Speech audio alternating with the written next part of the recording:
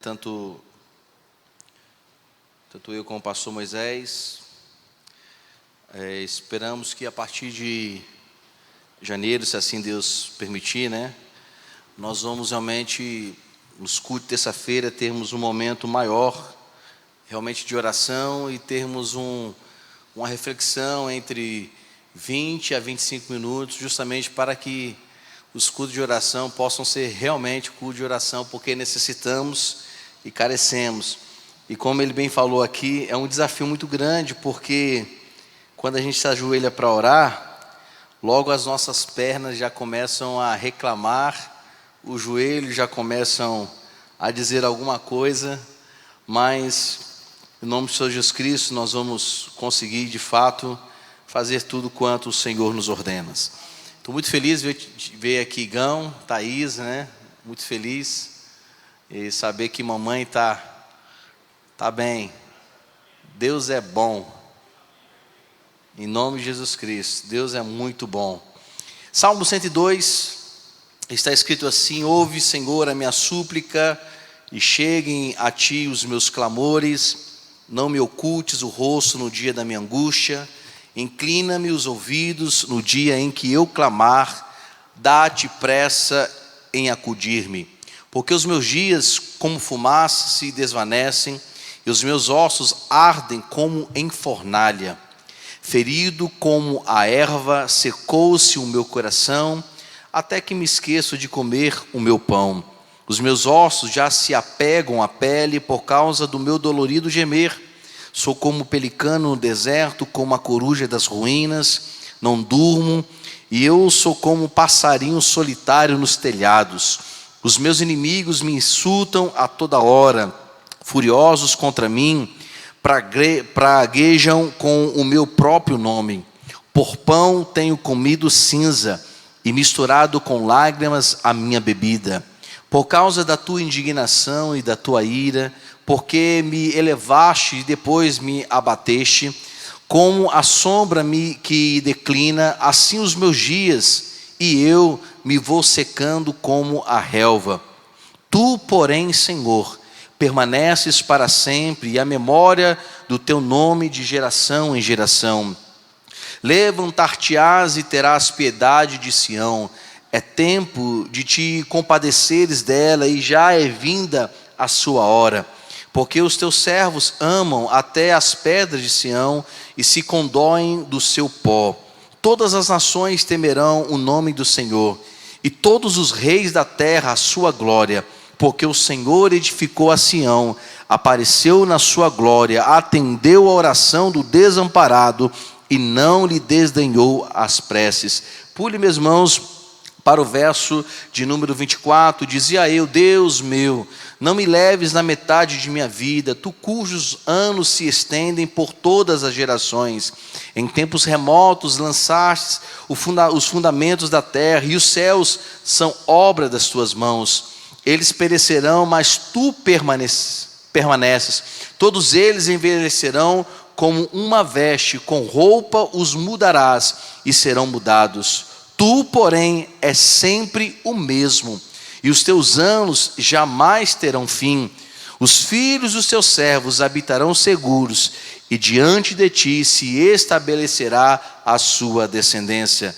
Que o Senhor fale conosco e nos dê grande paz e nos edifique através da sua palavra, no nome santo de Jesus.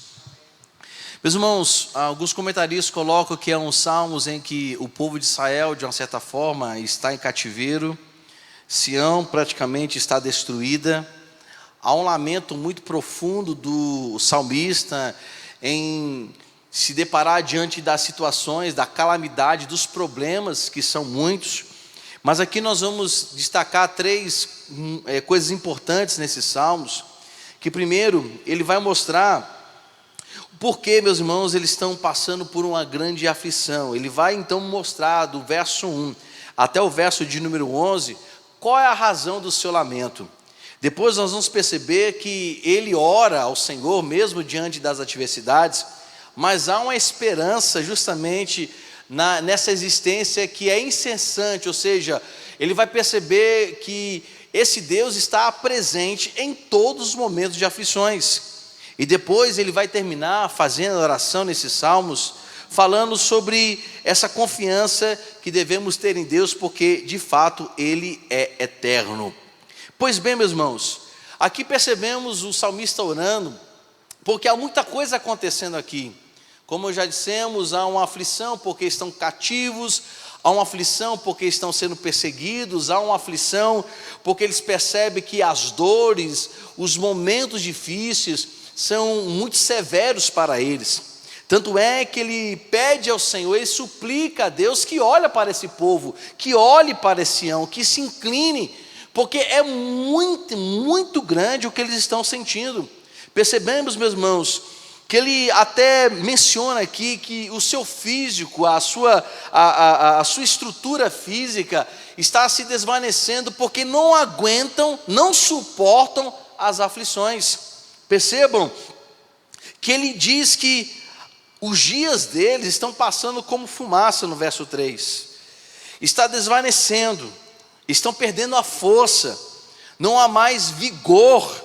Eles falam que os seus ossos estão assim, meus irmãos, apegando-se à pele, ou seja, ele descreve literalmente um sofrimento tão profundo que não há nem mesmo nervo praticamente, não há mesmo nem músculo para poder sustentar algo ou pegar em alguma coisa. Percebe, meus irmãos, que muitas vezes são assim as nossas aflições, que há tanto desgaste no momento da angústia, há tanta falta de vigor nos momentos de tribulação, que mesmo que a gente tenha acesso à comida, que tenhamos acesso às vitaminas, que nós tenhamos acesso ao alimento, parece que não há fome, não há desejo de fortificar, não há desejo de comer. E os irmãos bem sabem, quem já passou por grandes aflições, por momentos assim bem difíceis, e a pandemia foi uma delas que, quando houve, meus irmãos, uma série de pessoas indo, falecendo, morrendo, gente perdendo saúde, gente perdendo fôlego, nós percebemos que alguns irmãos, pelo menos eu pude perceber, alguns que estavam ficando pálidos, não havia mais aquela expressão, sabe, de vigor, aquela expressão de saúde. E as lutas, infelizmente, elas de vez em quando têm esse poder sobre nós. Às vezes a aflição tem esse poder sobre a nossa mente. E não é que ela vai tirar a nossa imunidade, porque na verdade a mente está tão perturbada que isso afeta a nossa saúde física.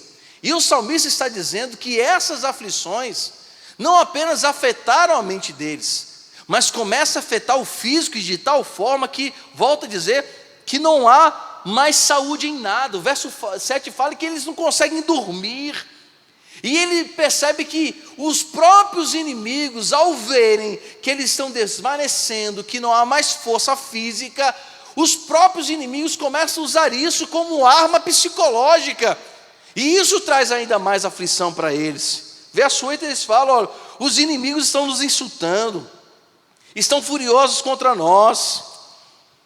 O pão, meus irmãos, aqui eles descrevem que parece cinza, o pão não tem mais o poder de alimentar. Então ele vai descrever que a aflição, que o problema que eles enfrentam em relação não apenas aos inimigos, mas essas adversidades foram tão grandes, tão perpétuas no coração deles, que o físico já não aguenta mais. E podemos perceber que há momentos na nossa vida que parece que o nosso físico já não tem mais poder sobre a esperança. Melhor dizendo, sobre as situações que são realmente muito pesadas. Nós não conseguimos mais comer, nós não conseguimos mais dormir, nós não conseguimos mais ter força para levantar, nós não conseguimos mais ter força para prosseguir. É isso que o salmista está descrevendo no verso 1 até o verso 12. Mas a partir do verso 12, o salmista dá uma pausa no seu sofrimento, no seu lamento, e começa a perceber que há um Deus maior que o problema. Olha só o que diz a partir do verso 12. Senhor, ele dizendo, mas eu percebo que o Senhor é para sempre. A memória do teu nome está de geração em geração.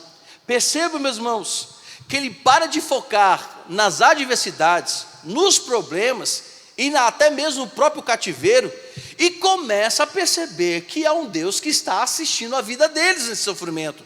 Eles começam a perceber, o salmista começa a perceber que há um Deus que é eterno. Ou seja, ele traz à memória que o mesmo Deus que o assiste nesse sofrimento é o mesmo Deus que assistiu o sofrimento do seu povo antigamente em várias situações.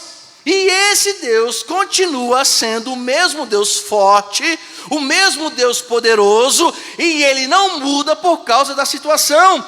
E aqui eu aprendo, meus irmãos, que precisamos perceber Deus quando tudo está ruim. É difícil? É. É fácil? Não. Porque quando as aflições começam a mexer com a nossa saúde física, às vezes é impossível nos lembrarmos que é um Deus poderoso. Mas o salmista faz uma pausa. Espera aí, há um Deus eterno, há um Deus poderoso, há um Deus que é de eternidade. Ele ainda não está esquecido. O nome dele é falado de gerações e gerações. No verso 15 fala que ele é temido entre as nações, as pessoas se dobram diante dele, temem diante dele. Ele está dizendo, maior que as aflições, maior que os problemas, há um Deus eterno que é firmado em geração e geração a sua bondade. Verso 16 fala, é ele quem edifica, a sua glória está aparente diante de todos. Meus irmãos, no dia de aflição, no dia da tormenta, lembra que há um Deus de geração em geração, e ele permanece o mesmo, e nos assiste nos momentos de dificuldade. Ele vai falar que isso fique registrado, verso 18. E ele é Deus tão poderoso, que nesses momentos ele será louvado. Verso 18, o final fala, o nome dele será louvado. Observe, meus irmãos, que ele está dizendo que esse Senhor dos altos céus assiste, do seu santuário, ele nos vê, ele olha para a terra, verso 19, final diz. Ele está acima do alto céu, mas está enxergando, ele percebe os gemidos, não é um Deus insensível, não é um Deus que fica com as suas costas viradas para nós. A verdade é que o único momento que a gente percebe que Deus praticamente vira as costas é para o seu próprio filho na cruz. Você não lê, apesar que fala, mas Deus não se lembrou de mim. Na verdade, Deus se lembra de tudo. Mas o único momento que a gente pode perceber que foi um momento em que Deus virou as costas para alguém, foi para o seu filho Jesus Cristo, quando o seu filho estava morrendo na cruz.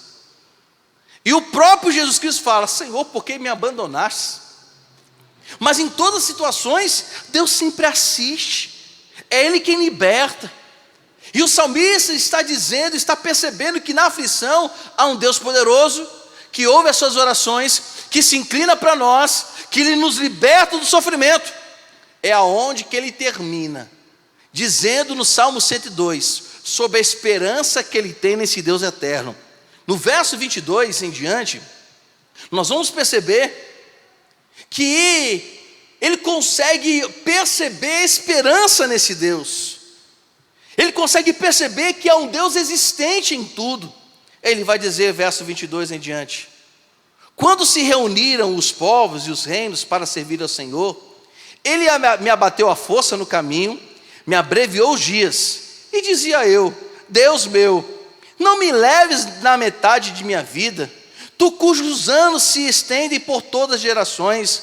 Ele vai dizer, verso 25, em tempos remotos, lançaste os fundamentos da terra, e os céus são obras da tua mão. No momento do lamento, ele está reconhecendo o poder de Deus, está reconhecendo que esse Deus é quem fez tudo, está reconhecendo que Deus está no controle de tudo, porque Ele é o Criador, e está pedindo, Senhor, não me leve nas metades. O Senhor, Ele é um Deus eterno, o Senhor pode levantar, o Senhor pode abater, o Senhor criou todas as coisas.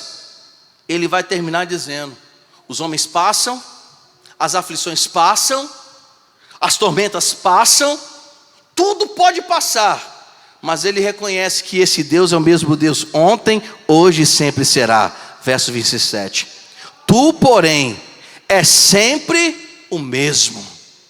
Meus irmãos, as aflições passam, os dias passam, gerações passam, mas nós precisamos reconhecer que o mesmo Deus que estava assistindo as aflições dos nossos pais, dos nossos antepassados, e os livrou, é o mesmo que pode fazer agora isso. Então ele reconhece: tu és o mesmo, o Senhor não mudou, o Senhor não tem fim. Interessante que Hebreus, a carta aos Hebreus, no capítulo de número 1, o autor vai mencionar os salmos aqui, dizendo que ele é um Deus eterno. Olha só que ele vai dizer praticamente as mesmas palavras. Hebreus capítulo 1, verso 10.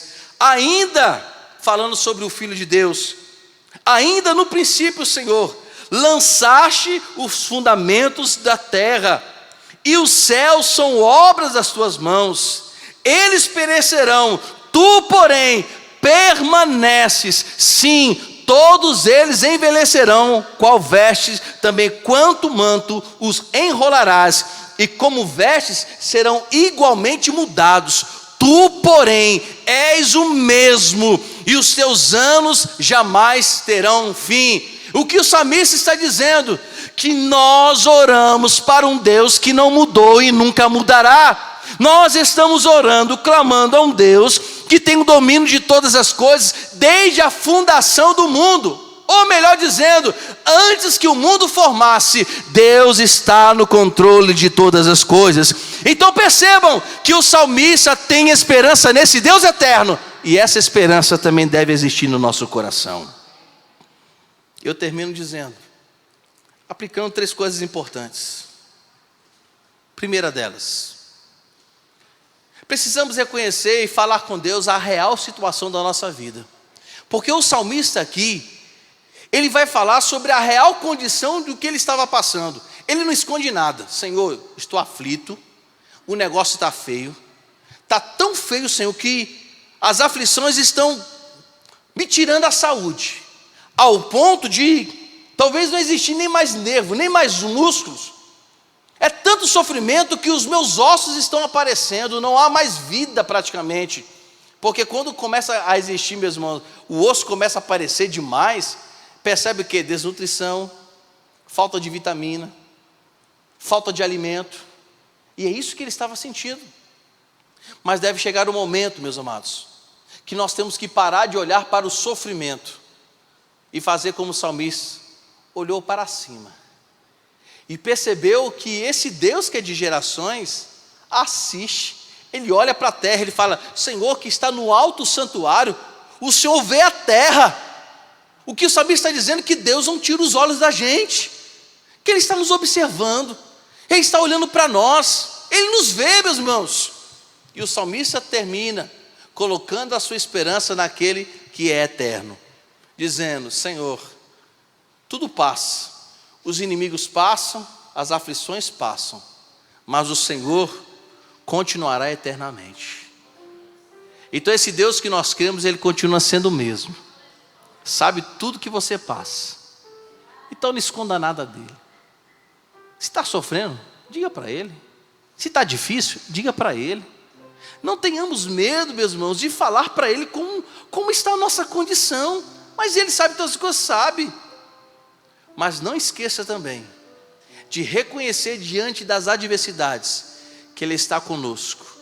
Ele é o Deus de Jacó, Ele é o nosso refúgio, porque tudo vai passar, inimigo passa, adversidade passa, mas Ele continua sendo o mesmo eternamente.